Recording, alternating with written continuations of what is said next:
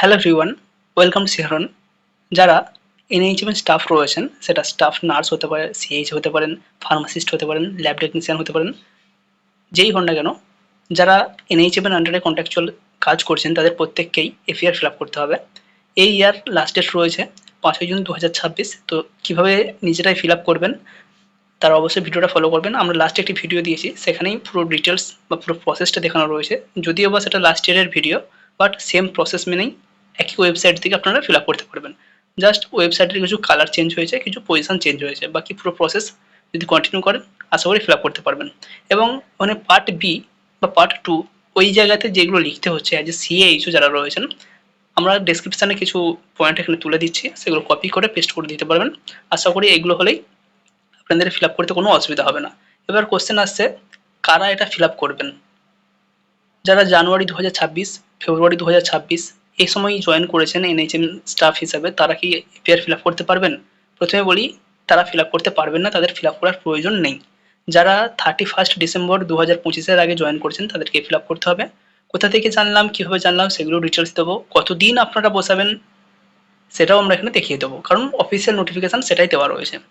26/5/2026-এর একটি নোটিফিকেশান রয়েছে, এখানে বলাই হয়েছে এফআইআর ফিল আপ করার জন্য।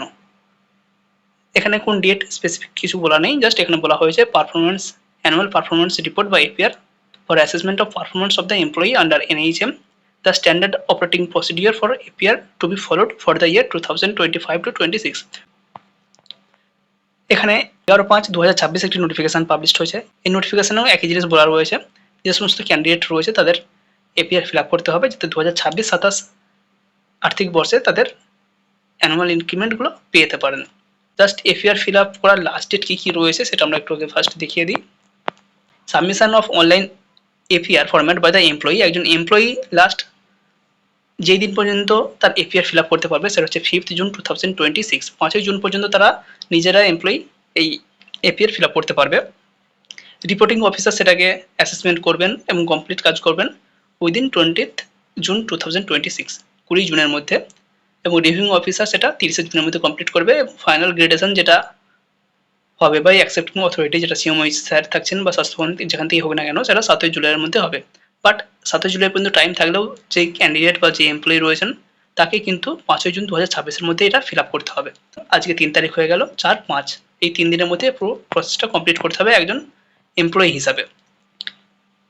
এখানে স্কোরিং সিস্টেম দেওয়া রয়েছে, স্কোরিং সিস্টেমটা অবশ্যই একবার দেখে নেবে। স্কোরিং সিস্টেমের উপর বেস করেই পরবর্তীকালে কার কত পার্সেন্ট ইনক্রিমেন্ট হবে সেটা কিন্তু নির্ভর করছে। এপিআর 1 এই জায়গার টোটাল পারফরমেন্স যদি 50 অ্যান্ড অ্যাবাভ হয় সেক্ষেত্রে গ্রেডেশন থাকছে এক্সিলেন্ট, 45 to 53 থাকলে ভেরি গুড, 36 to 44 হলে গুড, 27 to 35 হলে এভারেজ, বিলো 27 হলে পুয়ার। এপিআর 1 এর ক্ষেত্রেও একই, এপিআর 2 এর ক্ষেত্রেও একই অ্যাসেসমেন্ট। এই অ্যাসেসমেন্টের উপর ভিত্তি করেই পরবর্তীকালে ইনক্রিমেন্ট হবে। এবার কার কত পার্সেন্ট ইনক্রিমেন্ট হবে সেটা এখানে দেখানো। For employee assessed as poor, no annual increment will be allow. যাদের এপিআর পুয়ার থাকবে তারা কিন্তু কোনো ইনক্রিমেন্ট পাবেন না। For employee assessed as average, 3% increment will be allow. তাদের 3% ইনক্রিমেন্ট হবে যাদের এভারেজ থাকবে। For employees assessed as good and above, 5% annual increment will be allow. যাদের গ্রেডেশন থাকছে গুড বা তারও বেশি, গুড, এক্সিলেন্ট, ভেরি গুড এগুলো থাকছে, তারা কিন্তু 5% ইনক্রিমেন্ট পাবেন অ্যানুয়ালি। আশা করি ক্লিয়ার হয়েছে, এই জায়গাতে কারো আর কোনো কোয়ারি থাকার কথা নয়। সেই জন্য যখন আপনারা ফিল আপ করবেন সেই জায়গাটা দেখে নেবেন আপনাদের কত পার্সেন্ট হচ্ছে, কী কী আপনাদের এই গ্রেডেশনে আসতে চাইছেন। পরের পয়েন্টে কি বলা হয়েছে, all contractual employee completing 6 months and above in their present place of posting on 1st day of April 2026, that is having joined on or before October 2025 are eligible for increment based on APR gradation। এবার এই যে APR যারা fill up করছে সবাই কি ইনক্রিমেন্টের আওতায় আসবেন? আসবেন না, সবাই কিন্তু ইনক্রিমেন্ট পাবে না। যারা 1 অক্টোবর 2025-এর আগে জয়েন করছেন তারাই শুধুমাত্র ইনক্রিমেন্ট পাবেন, বাকিরা কিন্তু ইনক্রিমেন্ট পাবেন না। বাট যারা 31 ডিসেম্বর 2025 পর্যন্ত জয়েন করেছেন তারাও এখানে এপিআর ফিল আপ করতে পারবেন। 1 জানুয়ারি 2026 পর্যন্ত যারা জয়েন করেছেন বা তারপর থেকে যারা জয়েন করেছেন তারা এপিআর ফিল আপ করতে পারবেন না, কোনো ইনক্রিমেন্টও পাবেন না। আবার 2025-এর 1 অক্টোবরের আগে যারা জয়েন করেছেন তারা শুধুমাত্র ইনক্রিমেন্টের আওতায় আসবেন, এরপরে যারা জয়েন করেছেন তারা কোনো ইনক্রিমেন্ট পাবেন না। আরও একটি কোশ্চেন রয়েছে, কারা এটা ফিল আপ করবে, কারা এটা ফিল আপ করবে না। Period of assessment 1.1, the assessment period for the financial year 2025 to 26 will be from 1st April 2025 till 31st March 2026 for all existing employees with employee code generated through HRMIS. তো HRMIS ID যাদের create হয়েছে 1st April 2025 থেকে 31st March 2026 পর্যন্ত বা এই পিরিয়ডে যারা কাজ করছেন শুধুমাত্র তাদেরই এই এপিআর অ্যাসেসমেন্টটি হবে। All existing employee who have joined within 31st December 2025 will be assessed for financial year 2025 to 26. যারা 31শে ডিসেম্বর 2025 এর আগে জয়েন করছেন তাদেরই এই এপিআর অ্যাসেসমেন্ট হবে 2025-26 আর্থিক বর্ষের জন্য। 1.2 তে বলা হয়েছে no APR will be required to be submitted for employees who have joint after 31st December 2025। যারা 31শে ডিসেম্বর 2025 এর পর জয়েন করেছেন তাদেরকে এপিআর ফিল আপ করার কোনো প্রয়োজন নেই, এটা কিন্তু ক্লিয়ার উল্লেখ রয়েছে। এবার এখানে কারো কিছু কোশ্চেন থাকছে।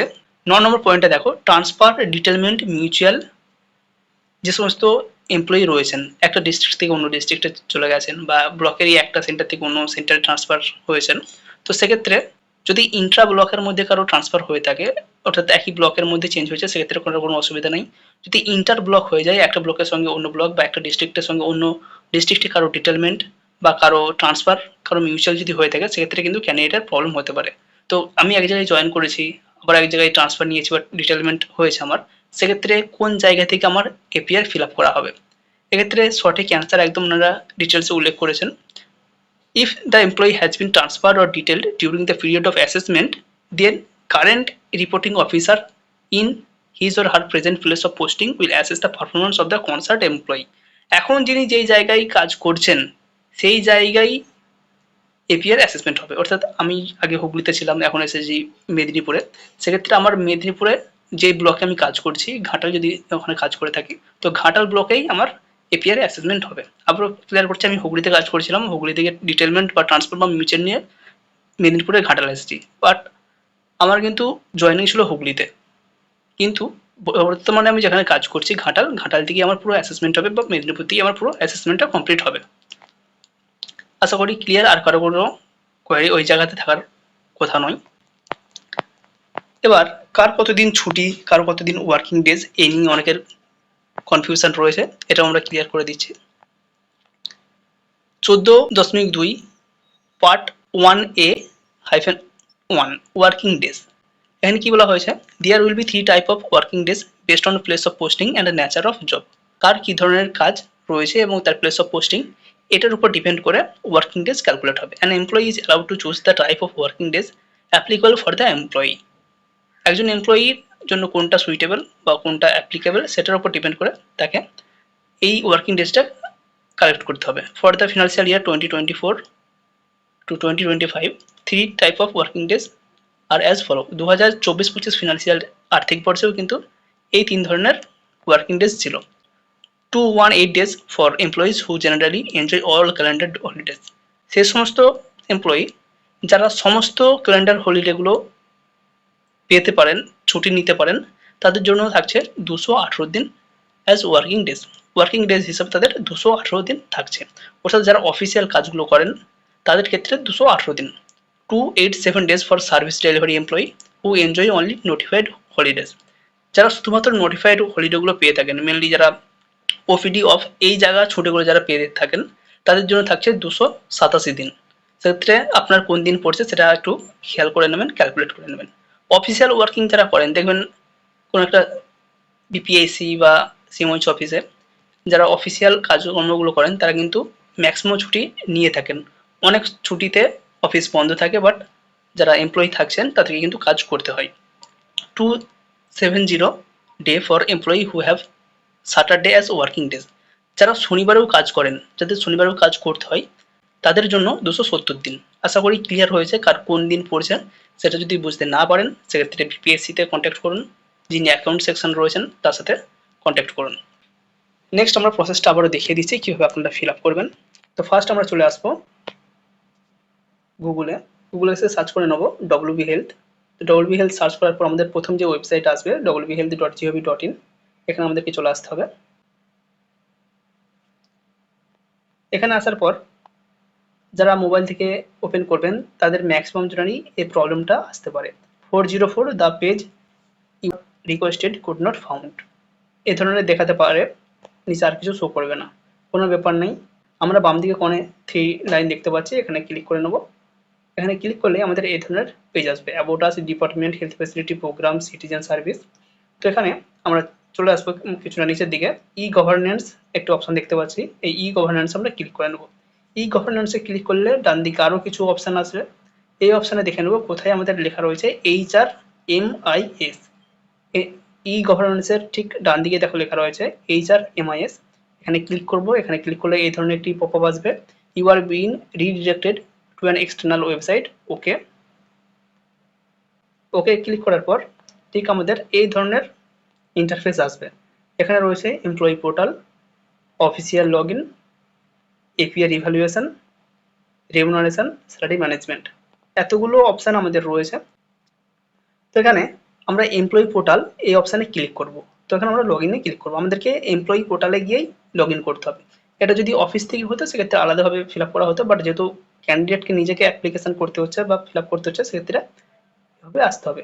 তো এখানে এমপ্লয়ি লগ ইন চাওয়া হয়েছে, এমপ্লয়ি লগ ইনে আমরা যে পাসওয়ার্ডটা রয়েছে যে আইডিটা আমাদের রয়েছে সেই আইডিটা এখানে বসাবো, এবং পাসওয়ার্ডটা অবশ্যই নিজের যে প্যান কার্ড রয়েছে সেই প্যান কার্ডটা মিলিয়ে নেবেন। প্যান কার্ডের যে নাম্বারটা রয়েছে সেই প্যান কার্ডের নাম্বারটাই এখানে পাসওয়ার্ড হিসেবে ইউজ করা হয়েছে। তো এখানে আমরা বসিয়ে দেবো।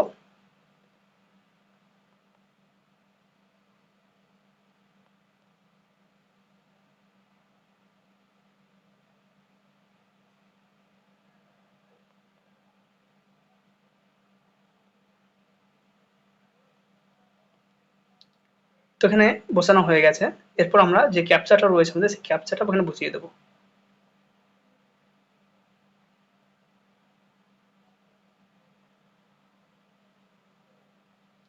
নেক্সট আমরা চলে যাব, এখানে ওকে অপশন থাকবে, এই ওকে অপশন আমরা ক্লিক করে নেব। সেই ক্যান্ডিডেটের পেজ কিন্তু এখানে ওপেন হবে। তো এখানে কিছু শো করছে না, আমাদের এতেও ঘাবড়ে যাওয়ার কিছু নেই, আরও আমাদের অপশন রয়েছে। উপরে বাম দিকে যেটা রয়েছে হোম, এবং তার পাশে যে 3 লাইন রয়েছে 3 লাইন আমরা ক্লিক করব। এখানে ক্যান্ডিডেটের ডিটেলস চলে এসেছে, ক্যান্ডিডেটের নাম রয়েছে, এখানে ক্যান্ডিডেটের প্রোফাইল রয়েছে, পারফরমেন্স রিপোর্ট বা এপিআর এখানে একটা অপশন রয়েছে, এই এপিআর অপশন আমরা ক্লিক করব। এপিআর অপশনে ক্লিক করার পর এখানে আমাদের রয়েছে ফিল এপিআর এবং ভিউ প্রিভিয়াস এপিআর, আমরা প্রিভিয়াস এপিআরও এখানে দেখে নিতে পারি। ফিল এপিআরে ক্লিক করব। ফিল এপিআরে ক্লিক করার পর আমাদের এই ধরনের পেজ ওপেন হবে। এখানে পার্সোনাল ডাটা রয়েছে, ক্যান্ডিডেট কোথায় কাজ করছে তার সমস্ত ডিটেলস এখানে রয়েছে। নেক্সট আমরা এখানে চলে যাব পার্ট 1 এবং পার্ট বি, এই জায়গায় ফিল আপ করতে হবে। পার্ট 1 এ আমরা চলে যাব, এখানে বলা হয়েছে number of working days during the period under review. তো এখানে আমরা কত বসাবো, যার যেটা থাকছে, কারো 270, কারো 287, যার যেটা রয়েছে সেটা এখানে বসাবো। নেক্সট এখানে কি বলা হয়েছে, number of day the incumbent was on leave, leave কে কতটা নিয়েছে। এখানে লিভেরও বিভিন্ন ক্যাটাগরি রয়েছে, casual leave, annual leave, maternal leave বা ম্যাটারনিটি লিভ, যার যেটা রয়েছে সে সেখানে এখানে বসাবে। ক্যাজুয়াল লিভ কেউ যদি 14টা নিয়ে থাকেন 14টা বসাবে, অ্যানুয়াল লিভ কেউ যদি 5টা নিয়ে থাকেন 5টা বসাবেন, ম্যাটারনিটি লিভ কেউ যদি 6 মাস নিয়ে থাকেন সেটা বসাবেন। তো যার যেটা অ্যাপ্লিকেবল সে সেটা এখানে বসিয়ে দেবেন। টোটাল লিভ অ্যাভেলড এখানে কথা যোগ করছে 19, এখানে ম্যাটারনিটি লিভ কিন্তু কাউন্ট করা হয়নি, 14, 15, 19 টোটাল কাউন্ট করা হচ্ছে। পার্সেন্টেজ অফ অ্যাটেন্ডেন্স কত হচ্ছে, 93.38%, অর্থাৎ এখানে ম্যাটারনাল লিভ বা ম্যাটারনিটি লিভ সেটা কিন্তু অ্যাভেল করা হয়নি বা কাউন্ট করা হয়নি। তো কারো যদি থাকে সেটা এখানে বসাবেন, কারো যদি না থাকে সেটা এখানে বসানোর প্রয়োজন নেই। Period of unauthorized absent if any during the period of under review, তো যে সময়কার কথা বলা হচ্ছে সেই সময় যদি কারো কোনো আনঅথরাইজড লিভ থাকে সেটা এখানে বসাবেন, 2টো বসালাম। যদি কারো না থাকে এখানে 0 বসাবেন, ব্যাস হয়ে গেল। নেক্সট আমরা চলে যাব পার্ট বি। পার্ট বিতে এখানে কি বসাতে হবে আমাদেরকে, অ্যাসাইনমেন্ট অফ ডিউটি। 1 নম্বর পয়েন্টে কি বসাবো আমরা, অ্যাসাইনমেন্ট অফ ডিউটি। নেক্সট কি রয়েছে, অ্যাডিশনাল রেসপন্সিবিলিটি ইফ এনি, যদি কোনো অ্যাডিশনাল রেসপন্সিবিলিটি থেকে থাকে সেটা এখানে বসাবো। 3 নম্বরে performance against assign duty and additional responsibility if any, extra ordinary কোনো যদি অ্যাচিভমেন্ট থেকে থাকে, কোনো স্পেশাল অ্যাচিভমেন্ট থেকে থাকে, কোনো গিফট বা কোনো অ্যাওয়ার্ড যদি কারো কোনো থেকে থাকে সেটা এখানে বসাবেন। চ্যালেঞ্জেস অর কনস্ট্যান্ট, কী কী চ্যালেঞ্জ বা কী কী আপনার কাজ করতে কি অসুবিধা হচ্ছে সেগুলো এখানে তুলে ধরতে পারেন, কারণ এটা পুরো পারফরমেন্স রিভিউ হচ্ছে। আপনি কোন জায়গায় বাধা পাচ্ছেন, কোন জায়গায় কাজ করতে আপনার অসুবিধা হচ্ছে, সমস্ত কিছু এখানে কিন্তু দেখা হচ্ছে। স্পেশালাইজড কোনো যদি ট্রেনিং থেকে থাকে, তার যদি ডকুমেন্ট থেকে থাকে, অবশ্যই এখানে সাবমিট করবেন। Specific area in which employee want to upgrade his or her capacity. আপনি যদি কোনো ট্রেনিং নিয়ে থাকেন, মনে হচ্ছে যে আমি এই কাজটা আমাকে দেওয়া হলে আমি ভালো সেটাকে পারফর্ম করতে পারবো, ভালো আউটকাম আসতে পারে, তো সেটা এখানে বসাতে পারেন। এগুলো আসার পর এখানে প্রিভিউ অপশানে ক্লিক করবেন, প্রিভিউ অপশানে আরেকবার রিভিউ করে নেবেন, তারপর আপনি সাবমিট করে দেবেন। তাহলে আপনার পুরো এপিআর অ্যাপ্লিকেশন করা পুরো কমপ্লিট হয়ে যাবে। আবারও বলছি, অনেক ক্যান্ডিডেট রয়েছেন যারা লাস্ট ইয়ার ফিল আপ করেছেন, বাট এই ইয়ারে এই সমস্ত জায়গায় অর্থাৎ পার্ট বি বা পার্ট 1B এই জায়গায় কি ফিল আপ করবেন সেটা বুঝতে পারছেন না। তারা অবশ্যই চলে যাবেন last year PPR. Last year PPR কীভাবে দেখবেন, একইভাবে উপরে থ্রি ডটে ক্লিক করবেন, নিচে চলে আসবেন, এখানে পারফরমেন্স রিপোর্টে যাবেন, এখানে আসার পর ভিউ প্রিভিয়াস রিপোর্টে ক্লিক করবেন। ভিউ প্রিভিয়াস রিপোর্টে ক্লিক করলেই আপনার আগের যে লাস্ট ইয়ার ছিল সেগুলোতে চলে যাবেন। তো এখানে কি বলা হয়েছে, লেভেল 1, লেভেল 2, লেভেল 3 কমপ্লিটেড। তো এখানে ভিউ অপশন থাকবে, ভিউ অপশনে ক্লিক করবেন। ভিউ অপশনে ক্লিক করলেই আপনার এখানে পার্সোনাল ডাটা চলে আসবে। পার্ট 1-এ ক্লিক করবেন। পার্ট 1-এ ক্লিক করলে আপনার আগের বার কত ওয়ার্কিং ডেজ ছিল, কত কি ছিল, কটা ছুটি নিয়েছিল, সমস্ত কিছু এখানে ফিল আপ করতে পারবেন। পার্সেন্টেজ কত অ্যাটেন্ডেন্স ছিল সেটাও এখানে দেখতে পারবেন। এছাড়াও পার্ট বিতে যদি আপনি চলে যান, পার্ট বিতে আপনার অ্যাসাইনমেন্ট অফ ডিউটিস, যেগুলো অ্যাসাইনমেন্ট করা ছিল এগুলো দেখবেন পেয়ে যাবেন। এখান থেকে আপনি কপি করে নিতে পারবেন, এখানে কপি করে নিতে পারবেন। যাদের মনে নেই তারা কিভাবে এখান থেকে কপি করবেন, যাদের মনে রয়েছে তো আলাদা ব্যাপার। এখান থেকে কোনো কিছু ডিলিট করতে পারবেন না, বাট কপি করতে পারবেন। সমস্ত কোন কোন অ্যাসাইনমেন্ট বা কোন কোন কাজ কোন জায়গায় কি কি ফিল আপ করেছিল সমস্ত কিছু এখানে রয়েছে। তো এখানে আসার পর আপনার গ্রেডিং কি ছিল, এখানে ফাইনাল গ্রেডিং কি, ভেরি গুড, এটা কিন্তু আপনি শো করতে পারবেন বা দেখতে পাবেন। আপনি যে কোনো সময় আপনার এপিআর ফিল আপ করা হয়ে যাওয়ার পর 7ই জুলাইয়ের পর আপনার গ্রেডিং কি রয়েছে, অর্থাৎ আপনার ইনক্রিমেন্ট কত পার্সেন্ট হবে সেটা কিন্তু আপনি এখানে দেখতে পেয়ে যাবেন। আশা করি কারো কোনো কোয়ারি থাকার কথা নয়, এইভাবে আপনারা ফিল আপ করতে পারবেন। পুরো প্রসেস আমরা দেখিয়ে দিলাম। ডেসক্রিপশানেও আমরা যারা সিএইচও রয়েছেন তারা কি লিখবেন সেটা বসিয়ে রাখছি। এছাড়াও অন্যান্য যারা কর্মী রয়েছেন তাদের যদি এপিআর ফিল আপ করতে হয় কি লিখতে হবে সেটা আমরা একইভাবে একই প্রসেসে আপনারা লাস্ট ইয়ার কি লিখেছেন সেটা বের করে দিতে পারি, বা আপনি নিজেও বের করে নিতে পারেন। এইভাবে আপনারা ফিল আপ করতে পারবেন। Thank you.